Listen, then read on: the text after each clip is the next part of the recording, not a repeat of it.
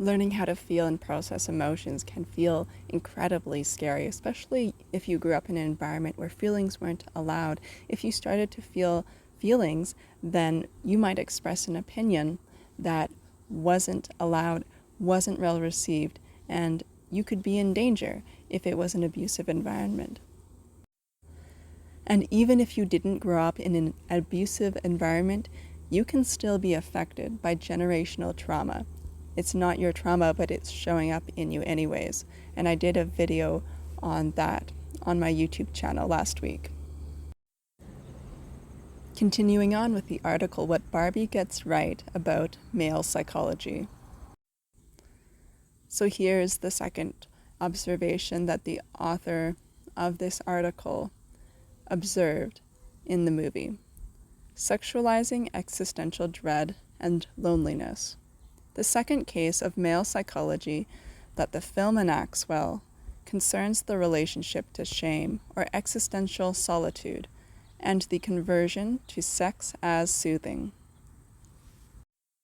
And this can be an unconscious tactic that the mind uses to avoid feeling emotions. It can direct that energy towards sexual desire, even when underlying it, there's all these different kinds of emotions that are being suppressed or repressed.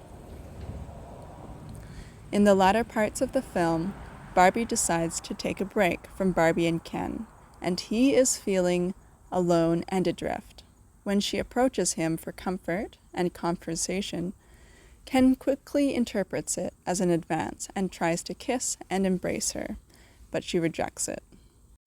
What I like about the sequences is how it shows this transition of existential solitude and anxiety into the quick fix of love and sex, in the same way that shame can quickly morph into resentment and anger.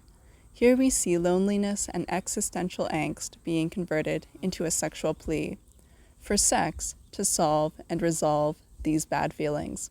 You can write in the comments if you have experience with this.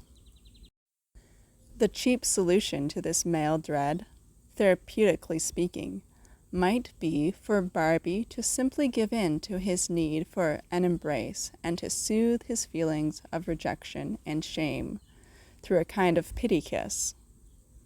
From a couples therapy approach, however, this would not amount to true and authentic seduction or mutual desire and would, in fact, regress the couple to a kind of maternal relationship where sex is doled out as pity.